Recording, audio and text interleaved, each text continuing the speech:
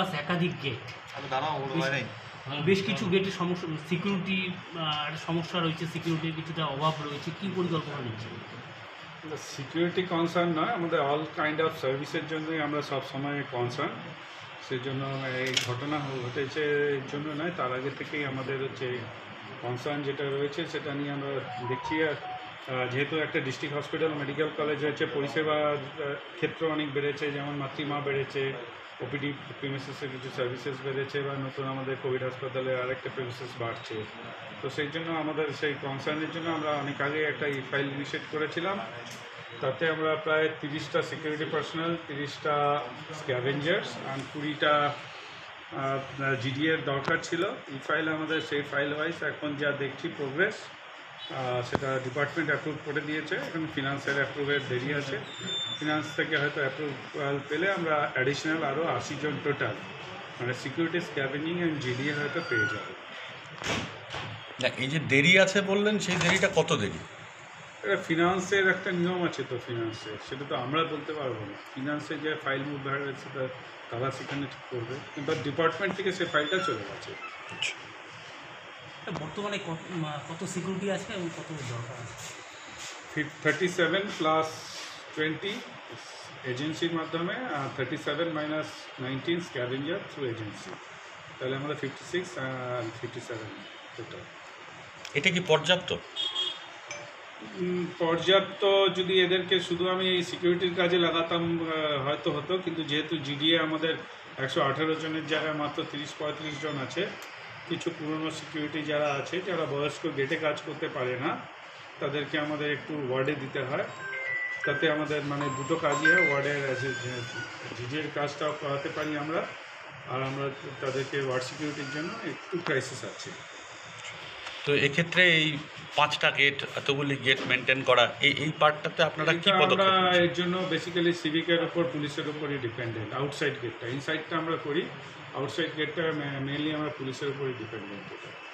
এই গেটগুলি নিয়ে কোনো চিন্তাভাবনা চলছে? গেটগুলো নিয়ে হচ্ছে পুলিশকে বলেছি, যতক্ষণ না সিকিউরিটি পাই আউটসাইডের জন্য, পুলিশ সেটা মনিটর করছে। বলছি, এই সিকিউরিটি পেলে মানে রেস্ট্রিকশনটা কীভাবে করা হবে, ওকে পরিকল্পনাটা কী রয়েছে? রেস্ট্রিকশন যা লাস্ট উইকেও যা বলেছিলাম, ভিজিটিং আওয়ার ছাড়া কাউকে অ্যাট এনি কস্ট অ্যালাউ করা যাবে না। শুধু আমার সিকিউরিটি রেস্ট্রিক্ট করবে এভাবে হবে না, সোশ্যাল অ্যাওয়ারনেসের খুব দরকার।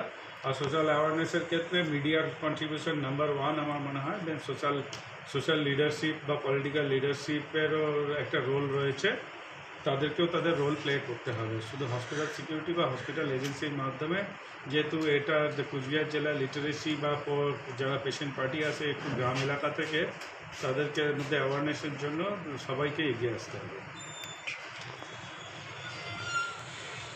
পার্টটা নিয়ে আমরা পুলিশ আধিকারিকদের সঙ্গে কথা বলেছি, একটু আউটসাইড গেটগুলোতে এই মুহূর্তে একটু সিকিউরিটি অ্যারেঞ্জমেন্ট করবার জন্য তারা আমাদের আশ্বস্ত করেছে, এবং তারা আমাদের এটাও জানিয়েছে তারা সারপ্রাইজ ভিজিট, তাদের বিশেষ টিম, তারা সপ্তাহে অন্ততপক্ষে একদিন সারপ্রাইজ ভিজিট দেবে গোটা চত্বরে।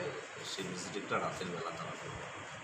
এর মধ্যে আমরা পিডব্লিউডির ইঞ্জিনিয়ারদের সঙ্গে বসেছি, যারা আমাদের হাসপাতালের কাজকর্ম দেখভাল করে, সিভিল, তাদেরকে নিয়ে বসে আমরা যেটা করেছি, আমাদের যে গেটগুলো খানিকটা হয়তো সমস্যা রয়েছে, সেই গেটগুলো একবার থরলি দেখে নেওয়া, কোথাও মেরামতের প্রয়োজন হলে সেটা করে নেওয়া। মাতৃমা থেকে আমাদের মেন ক্যাম্পাসে ঢোকার কলাপসেবল গেট একটু সমস্যা আছে, ওটা আজকেই ঠিক করে দেওয়ার ব্যবস্থা হচ্ছে। বিকল্প গেট করার ব্যবস্থা হচ্ছে, মানে যাতে বন্ধ রাখা যায় রাত্রিবেলা।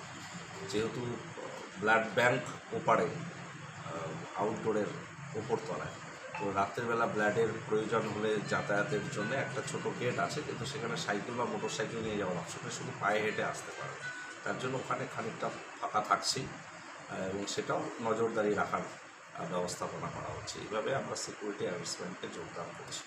এটা নিয়ে আমরা সার্বিকভাবে বসে নিচ্ছি। আজকে একটা আমরা এমএসভিপি, আমি এবং ইঞ্জিনিয়াররা একটু করেও দেখবেন যে কোথায় আর কোথাও কী পরিস্থিতিগুলো রয়েছে। সবটা আমরা ওয়াকিবহাল থাকছি এবং সেইভাবে ব্যবস্থাপনা করা হচ্ছে।